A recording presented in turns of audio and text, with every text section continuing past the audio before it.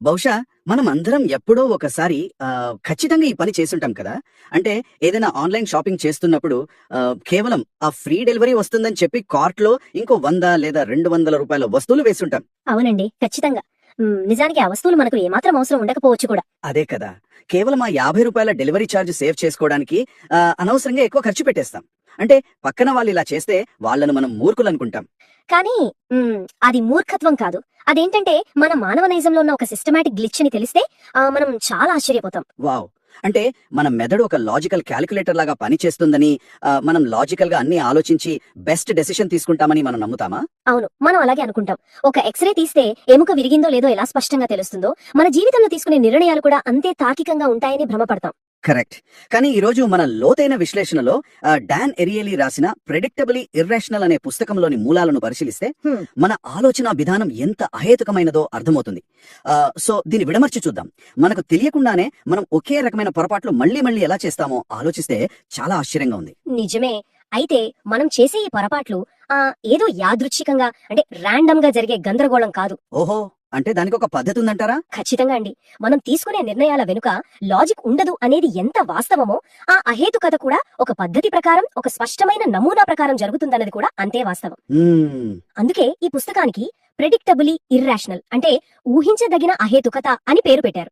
మన ప్రవర్తన నడిపించే ఈ అదృశ్య శక్తులను మనం గుర్తిస్తే మనం అసలు ఎందుకు తప్పులు చేస్తున్నామో ఒక స్పష్టత వస్తుంది. ఇదంతా వింటుంటే మనం దేని విలువను ఒంటరిగా అంటే అబ్సల్యూట్ టర్మ్స్ లో చూడలేమని నాకు అనిపిస్తోంది. మన బ్రెయిన్ కి ఒక వస్తువు అసలు ధర ఎంతో సొంతంగా లెక్కించే సామర్థ్యం లేదనిపిస్తోంది. అవును. మీరు చెప్పింది 100% నిజం. పోల్చి చూసే విధానాన్నే సాపేక్షత లేదా రిలేటివిటీ అంటారు. అంటే మనం ఎప్పుడు ఏ విషయాన్నైనా పక్కనున్న ఇంకో దాంతో పోల్చి చూస్తూనే ఉంటాం అనమాట. బహుశా షాపింగ్ మాల్స్ లో వాడే ట్రిక్స్ అన్ని దీని మీద ఆధారపడి పనిచేస్తాయేమో. ఖచ్చితంగా.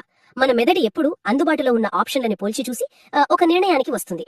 దీన్ని వివరించడానికి డాన్ అరియలీ ది ఎకనామిస్ట్ మ్యాగజైన్ వాళ్ళు ఇచ్చిన ఒక ఫేమస్ అడ్వర్టైజ్మెంట్ ను ఉదాహరణగా తీసుకున్నారు. ఆ అడ్వర్టైజ్మెంట్ ఎలా ఉంటుందో కొంచెం చెప్తారా? తప్పకుండా. అందులో 3 సబ్స్క్రిప్షన్ ఆప్షన్లు ఉన్నాయి. మొదటిది కేవలం డిజిటల్ సబ్స్క్రిప్షన్ $50. రెండవది కేవలం ప్రింట్ సబ్స్క్రిప్షన్ $125. సరే. ఇక మూడవది డిజిటల్ మరియు ప్రింట్ రెండు కలిపి $125. ఈ మూడవ ఆప్షన్ చూసినప్పుడు ఎవరికైనా ఆశ్చర్యం వేస్తుంది కదా. అబ్బా, నాకైతే ఇక్కడ రెండవ ఆప్షన్ ని అసలు ఎందుకు పెట్టావో అర్థం కావడం లేదు.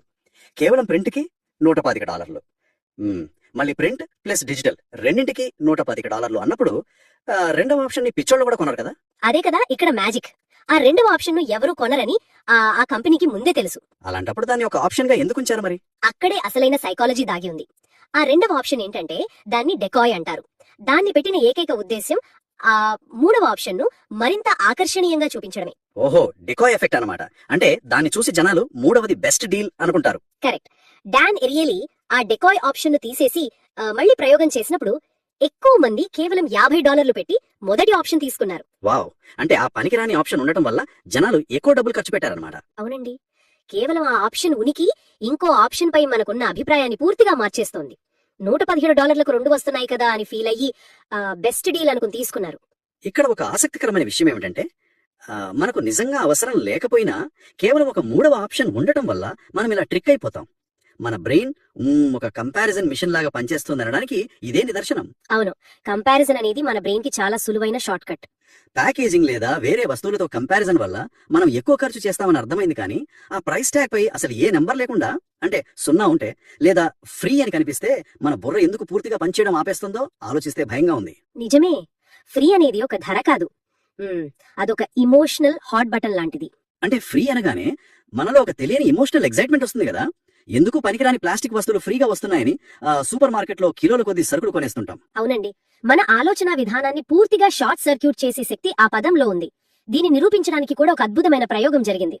ఎలాంటి ప్రయోగం? ఖరీదైన అత్యంత నాణ్యమైన లింట్ చాక్లెట్ ను 15 సెంట్లకు, అలాగే ఒక మామూలు హర్షే కిస్ చాక్లెట్ ను 1 సెంటుకు అమ్మినప్పుడు ఎక్కువ మంది లాభదాయకమైన ఆ ఖరీదైన లింట్ చాక్లెట్ నే కొన్నారు. సహజమే కదా, ఎందుకంటే అక్కడ వాళ్ళకి ఎక్కువ వాల్యూ వస్తుంది, తక్కువ ధరకే మంచి చాక్లెట్ వస్తుంది. కరెక్ట్. కానీ తర్వాత ప్రయోగంలో ఆ 2 చాక్లెట్ల ధరను ఒకే 1 సెంట్ తగ్గించారు. అప్పుడు ఖరీదైన చాక్లెట్ ధర 14 సెంట్లయింది, ఆ మామూలు చాక్లెట్ ధర 0 సెంట్లయింది. అంటే ఫ్రీ అన్నమాట. ఇక్కడ నేను గెస్ చేయొచ్చు, 2 చాక్లెట్ల ధర ఒకేలా తగ్గినా సరే జనాలు ఆ ఉచితంగా వచ్చే మామూలు చాక్లెట్ వైపే వెళ్ళుంటారు. మీరు కరెక్ట్ గా ఊహించారు. దాదాపు అందరూ ఆ ఉచితంగా వచ్చే మామూలు చాక్లెట్ నే ఎంచుకున్నారు. ఇది చాలా వింతగా ఉంది. ఎందుకంటే ఫ్రీ అనగానే మనం బెస్ట్ డీల్ ఏది అనేది చూడకుండా డబ్బులు ఇవ్వాల్సిన అవసరం లేని డీల్ వైపు మొగ్గు చూపుతాం. దీని వెనుక బలమైన ఎవల్యూషనరీ సైకాలజీ ఉంది. మనుషుల మెదడు ఎప్పుడూ నష్టాన్ని నివారించడానికి అంటే లాస్ అవర్షన్ కు ప్రోగ్రామ్ చేయబడి ఉంటుంది. అంటే మనం డబ్బు పెడితే అది వృధా అవుతుందేమో అన్న భయమా? ఖచ్చితంగా. మనం ఏదైనా కొన్నప్పుడు అందులో కొంత రిస్క్ ఉంటుంది, కానీ ఒక వస్తువు ఫ్రీగా వచ్చినప్పుడు ఆ రిస్క్ జీరో అయిపోతుంది కదా. అవును, కోల్పోయేదేమీ లేదనే భావన మనల్ని తార్కికంగా ఆలోచించనివ్వదు. సో దీని అర్థం ఏంటి? ఇది వింటుంటే మార్కెటర్లు మన మెదడులోని ఈ లూప్ హోల్స్ ని ఎంత అద్భుతంగా వాడుకుంటారో స్పష్టంగా అర్థమవుతుంది. అవునండి, మనం ప్రతిరోజు ఇలా ట్రిక్ అవుతూనే ఉంటాం. అయితే ఒక వస్తువును చేతిలోకి తీసుకోక ముందే మనం ఇలా మోసపోతున్నామంటే ఇక ఆ వస్తువు గురించి మనకున్న అంచనాలు, దాన్ని ఉపయోగించడం మొదలు పెట్టాక మన బ్రెయిన్ క్రియేట్ చేసే భ్రమలు ఇంకెలా ఉంటాయో ఊహించొచ్చు. అది ఇంకా ఆసక్తికరంగా ఉంటుంది. అంచనాల పాత్ర లేదా రోల్ ఆఫ్ ఎక్స్పెక్టేషన్స్ అనేది చాలా శక్తివంతమైనది. అంటే ఉదాహరణకు ఒక ఖరీదైన రెస్టారెంట్ కి వెళ్ళినప్పుడు ఒక సాధారణ వంటకాన్ని అందమైన ప్లేట్లలో అద్భుతమైన లైటింగ్ మధ్య వడ్డిస్తే దాని రుచి మామూలు కంటే చాలా అద్భుతంగా ఉన్నట్లు మనకు అనిపిస్తుంది. కరెక్ట్. అంటే మనం కేవలం ఆ ఆహారాన్ని మాత్రమే కాకుండా దాని చుట్టూ ఉన్న వాతావరణం సృష్టించే భ్రమను కూడా ఆస్వాదిస్తున్నాం. మనం కేవలం వస్తువును కాకుండా దాని చుట్టూ ఉన్న భ్రమను కూడా కొంటున్నామన్నమాట. అవునండి. ప్యాకేజింగ్ బాగుంటే లేదా ధర ఎక్కువగా ఉంటే అది ఖచ్చితంగా నాణ్యమైనదై ఉంటుందని మన మెదడు ముందే డిసైడ్ అయిపోతుంది. వాస్తవికతను మన మనస్సే రూపుదిద్దుకుంటుంది. భలే చెప్పారు. దీనికి ఏదైనా ప్రయోగం ఉందా? ఉంది. పెయిన్ కిల్లర్స్ మీద చేసిన ఒక ప్రయోగంలో ఒకే రకమైన మందును ఇచ్చి ఒకటి చాలా ఖరీదైనది, ఇంకొకటి చాలా చౌకైనది అని చెప్పినప్పుడు ఆ రోగులు ఖరీదైన మందు వేసుకున్నప్పుడే తమ నొప్పి త్వరగా తగ్గిందని చెప్పారు. వావ్! అంటే ఆ మందులో ఎలాంటి మార్పు లేకపోయినా వాళ్ళ అంచనాలలోనే మార్పు ఉందన్నమాట. ఆ అంచనాలు వాళ్ళ బ్రెయిన్ లో పెయిన్ రిలీఫ్ కెమికల్స్ ని విడుదల చేశాయి అంటారు. అవునండి. ఒక వస్తువు నాణ్యమైనదో కాదో మనకంటే ముందు మన బ్రెయిన్ డిసైడ్ చేసేస్తుంది. ఇది కొనక ముందు జరిగే కథ. కానీ ఒకసారి ఆ వస్తువు మన సొంతం అయిన తర్వాత దాని మీద మనకు ఒక తెలియని యాజమాన్య పక్షపాతం లేదా ఓనర్షిప్ బయాస్ ఏర్పడుతుంది కదా. అవును, దీన్నే సైకాలజీలో ఎండోమెంట్ ఎఫెక్ట్ అంటారు. ఉదాహరణకు మన సెకండ్ హ్యాండ్ కారును మనం అమ్మాలనుకున్నప్పుడు ఆ కార్ కండిషన్ కంటే కూడా దానితో మనకున్న ఎమోషనల్ అటాచ్మెంట్ వల్లే దానికి ఎక్కువ రేట్ చెప్తాం కదా. కొనేవాడికి అదొక పాత డబ్బాలాగా అనిపించవచ్చు, కానీ మనం దాన్ని ఒక వజ్రం లాగా చూస్తాం. కరెక్ట్. ఒక్కసారి మనం ఒక వస్తువుకు యజమాని అయ్యాక దాని విలువను మనం వాస్తవం కంటే ఎక్కువగా అంచనా వేస్తాం. డ్యూక్ యూనివర్సిటీలో బాస్కెట్బాల్ మ్యాచ్ టికెట్ల కోసం ఒక ప్రయోగం జరిగింది. ఆ ప్రయోగం ఏంటో చెప్తారా? విద్యార్థులు ఆ టికెట్ల కోసం వారాల తరబడి టెంట్లలో నిద్రపోతారు. టికెట్లు దొరికిన వాళ్లను టికెట్లను ఎంతకు అమ్ముతారు అని అడిగితే వాళ్ళు దాదాపు $2,400 అడిగారు. అబ్బా, అంత రేటా? మరి ఆ టికెట్లు దొరకని వాళ్ళు ఎంత ఇస్తామన్నారు? అదే ఆసక్తికరం. ఆ టికెట్లు దొరకని వాళ్లను ఎంత పెట్టి కొంటారు అని అడిగితే వాళ్ళు మహా అయితే $170 ఇవ్వగలవన్నారు. వావ్! వస్తువు ఒకటే, కానీ దాన్ని చూసే కోణం పూర్తిగా మారిపోయింది. అంటే మన దగ్గర ఉన్నది కోల్పోవడం మనకి ఇష్టం ఉండదు కదా. అవునండి. అందుకే ఇల్లు అమ్మేటప్పుడు కానీ పెట్టుబడులు పెట్టేటప్పుడు కానీ ఆ ఎమోషనల్ అటాచ్మెంట్ వల్ల మనం తప్పుడు నిర్ణయాలు తీసుకుంటాం. అయితే ఈ పక్షపాతాలు, అహేతుకత అంతా కేవలం వస్తువులు కొనుక్కోవడంలో, అమ్ముకోవడంలోనే ఉందా, లేక మనుషులతో మన సంబంధాలలో కూడా ఉంటుందా అనిపిస్తుంది. ఖచ్చితంగా మనుషుల సంబంధాలలో కూడా ఇది ఉంటుంది. అంటే ఇప్పుడు మన స్నేహితులకు మనం చాలా పనులు ఫ్రీగా చేసి పెడతాం, కానీ అదే పనికి వాళ్ళు ఒక $100 తీసుకో అని ఆఫర్ చేస్తే మనకు వెంటనే చిరాకు వస్తుంది. ఒకవేళ $100 బదులు ఒక మంచి కాఫీ ఇప్పిస్తే మనం సంతోషంగా ఫీల్ అవుతాం. అవును. ఇక్కడ డబ్బు ప్రవేశించగానే ఆ సంబంధం ఎందుకు చెడిపోతుందో చాలా ఆశ్చర్యంగా ఉంది. ఎందుకంటే మనుషులు రెండు వేరు ప్రపంచాలలో జీవిస్తుంటారు. ఒకటి సామాజిక నిబంధనలు లేదా సోషల్ నార్మ్స్, రెండవది మార్కెట్ నిబంధనలు అంటే మార్కెట్ నార్మ్స్. ఓహో, సామాజిక నిబంధనలు అంటే దయా, నమ్మకం లాంటివా? అవునండి. సామాజిక నిబంధనలు సంబంధాల మీద ఆధారపడి ఉంటాయి. అక్కడ ఎవరెవరు ఏమేం చేశారన్న ఖచ్చితమైన లెక్కలుండవు. ఒకరికొకరు సాయం చేసుకోవడం ఉంటుంది. మరి మార్కెట్ నిబంధనలు? మార్కెట్ నిబంధనలు కేవలం లావాదేవీలు మరియు డబ్బు మీద ఆధారపడి ఉంటాయి. అక్కడ ఖచ్చితమైన కాస్ట్ బెనిఫిట్ అనాలిసిస్ ఉంటుంది. ఓ, అందుకే స్నేహితుడు $100 ఇవ్వగానే మన మైండ్ కాస్ట్ బెనిఫిట్ అనాలిసిస్ లోకి వెళ్ళిపోతుందన్నమాట. కరెక్ట్. ఎప్పుడైతే మీరు మీ స్నేహితుడికి ఒక పని చేసినందుకు $100 ఇచ్చారో ఆ క్షణమే ఆ పని సోషల్ నార్మ్స్ నుంచి మార్కెట్ నార్మ్స్ ప్రపంచంలోకి వెళ్ళిపోతుంది. నా కష్టానికి ఈ $100 విలువ అని మెదడు లెక్కలు వేయడం మొదలు పెడుతుంది. అంటే స్నేహం కాస్త ఒక వ్యాపారంలా మారిపోతుందన్నమాట. బహుశా ఒకసారి మార్కెట్ నార్మ్స్ లోకి వెళ్లిపోయాక తిరిగి దాన్ని సోషల్ నార్మ్స్ లోకి తీసుకురావడం చాలా కష్టమేమో కదా. అవును, అది దాదాపు అసాధ్యం. ఇజ్రాయెల్లోని ఒక డే కేర్ సెంటర్ లో జరిగిన సంఘటన దీనికి పర్ఫెక్ట్ ఉదాహరణ. అక్కడేం జరిగింది? సాయంత్రం పిల్లల్ని తీసుకెళ్లడానికి తల్లిదండ్రులు లేటుగా వస్తున్నారని డే కేర్ యాజమాన్యం ఒక ఫైన్ విధానాన్ని ప్రవేశపెట్టింది. అంటే ఫైన్ వేస్తే ఎవరు లేటుగా రారు అని వాళ్ళ ఉద్దేశమై ఉంటుంది. అవును, కానీ ఆశ్చర్యకరంగా ఫైన్ ప్రవేశపెట్టాక లేటుగా వచ్చే వాళ్ల సంఖ్య మరింత పెరిగింది. అవును కదా. అంతకుముందు లేట్ అయి వాళ్ల మనసులో ఒక గిల్ట్ ఫీలింగ్ అంటే అపరాధ భావం ఉండేది. టీచర్లను ఇబ్బంది పెడుతున్నాం కదా అని సోషల్ నార్మ్స్ వాళ్ళని ఆపేవి. కరెక్ట్ గా పట్టుకున్నారు. ఎప్పుడైతే ఫైన్ పెట్టారో అది డబ్బు కట్టి కొనుక్కునే సేవలాగా మారిపోయింది కదా. నా దగ్గర డబ్బుంది, నేను లేటుగా వచ్చి ఫైన్ కడతాను, ఎవరికి సమాధానం చెప్పుకోవాల్సిన అవసరం లేదు అనే యాటిట్యూడ్ వచ్చి ఉంటుంది. అది అక్షరాలా నిజం.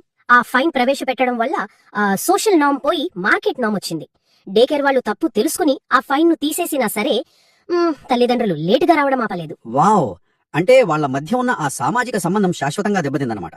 మనం ఎక్కడ డబ్బును తీసుకురాకూడదో, ఎక్కడ మానవ సంబంధాలకు విలువ ఇవ్వాలో అర్థం చేసుకోవడం చాలా ముఖ్యం. అవునండి. ఇక్కడ ఆకట్టుకునే విషయం ఏమిటంటే, సామాజిక అనుబంధాలకు మరియు డబ్బుతో కొలిచే పనులకు మధ్య ఉన్న ఈ సున్నితమైన గీతను మనం తరచూ మర్చిపోతుంటాం. కరెక్ట్. అయితే ఈ నిర్ణయాలను డబ్బు మాత్రమే కాదు, మన భావోద్వేగాలు అంటే ఎమోషన్స్ కూడా చాలా తీవ్రంగా ప్రభావితం చేస్తాయని నా ఉద్దేశం. ఖచ్చితంగా భావోద్వేగాలు ఉన్నప్పుడు మన నిర్ణయాలు పూర్తిగా మారిపోతాయి. అంటే ప్రశాంతంగా ఉన్నప్పటికీ, తీవ్రమైన కోపంలో లేదా ఆనందంలో ఉన్నప్పటికీ మనం తీసుకునే నిర్ణయాలకు అసలు సంబంధమే ఉండదు.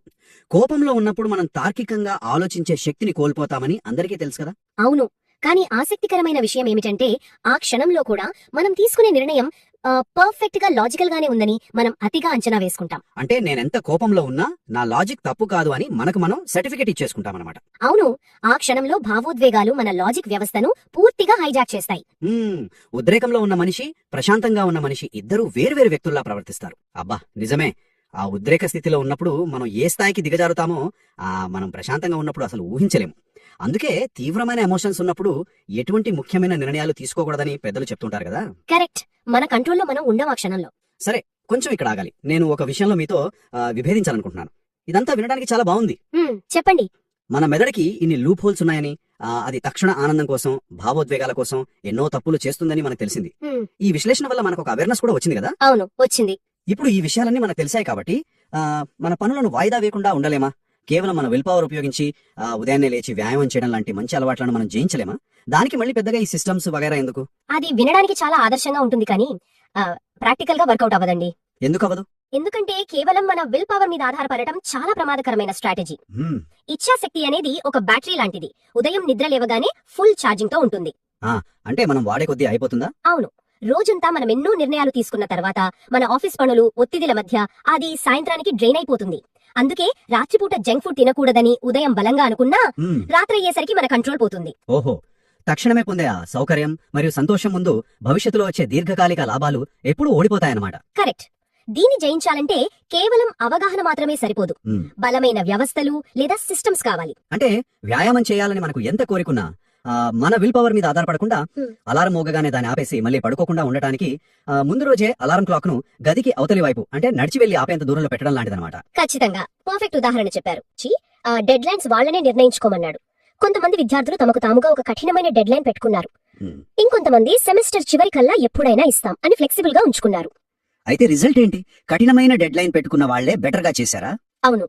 ఎవరైతే తమకి తాము బలవంతపు డెడ్ లైన్లు పెట్టుకున్నారో వాళ్ళే అందరికంటే మంచి మార్కులు సాధించారు. అబ్బా, అంటే మన మెదడు బద్ధకంగా ఉన్న సమయంలో తప్పు చేయకుండా ముందుగానే ఆ తప్పు చేయడానికి వీల్లేని ఒక వాతావరణాన్ని డిజైన్ చేసుకోవాలన్నమాట. కరెక్ట్. మనకున్న ఈ బలహీనతలను గుర్తించి మనల్ని మనం రక్షించుకునే వ్యవస్థలు ఏర్పాటు చేసుకోవడమే దీనికి ఏకైక పరిష్కారం. వా, సో ఈ లోతైన విశ్లేషణ మొత్తం గమనిస్తే ఒక అద్భుతమైన క్లారిటీ వస్తుంది. మనం గణిత సమీకరణాల్లాగా ఎప్పుడూ పర్ఫెక్ట్ లాజిక్ తో నిర్ణయాలు తీసుకోలేము. అవునండి, మనం లాజికల్ కాదు అని ఒప్పుకోవడం మొదటి స్టెప్. వేరే వాటితో పోలికలు చూసుకోవడం, ఉచితంగా వచ్చే వస్తువుల పట్ల ఆకర్షణ, వస్తువుల పట్ల మనకున్న అంచనాలు, సామాజిక మరియు మార్కెట్ నిబంధనల మధ్య వచ్చే గందరగోళం మరియు మన సొంత భావోద్వేగాలు, ఇవన్నీ తెరవెనుకుండి మన జీవితాలను నడిపిస్తున్నాయి. నిజమే, కానీ ఇందులో నిరాశపడాల్సిందేమీ లేదు సుమా. అదేంటి?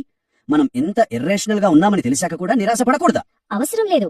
ఎందుకంటే మన అహేతుకత ఎంత బలమైనదైనా సరే అదొక నమూనా ప్రకారం అంటే ప్రెడిక్టబుల్ గా ఉంటుంది అనేది మనం మర్చిపోకూడదు. ఓ, అంటే మన బుర్ర ఎప్పుడు షార్ట్ సర్క్యూట్ అవుతుందో మనం ముందే ఊహించొచ్చు అన్నమాట. కరెక్ట్. ఈ నమూనాలను మన మెదడులోని ఈ షార్ట్ కట్స్ ని అర్థం చేసుకున్నప్పుడు మనం ఎక్కడ తప్పు చేస్తామో ముందే పసిగట్టవచ్చు.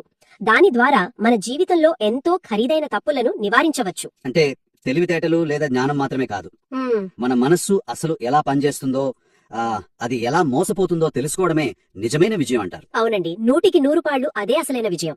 సో మనం ప్రారంభంలో మాట్లాడుకున్న ఆ ఎక్స్రే ఉదాహరణకే మళ్ళీ వస్తే, మన నిర్ణయాలు ఎక్స్రేలో చూసినంత బ్లాక్ అండ్ వైట్ గా ఉండవు కదా. ఖచ్చితంగా ఉండవు. కానీ మన బ్రెయిన్ ఒక పర్ఫెక్ట్ క్యాలిక్యులేటర్ కాదని, హ్మ్. అది ఎక్కడ తప్పులు చేస్తుందో, ఆ ఏ బటన్ నొక్కితే ఏ తప్పుడు జవాబు వస్తుందో మనకు తెలిసిపోయింది ఈ పాటికి. ఆ, ఆ తప్పులను గుర్తించడం నేర్చుకున్నాం. అవును.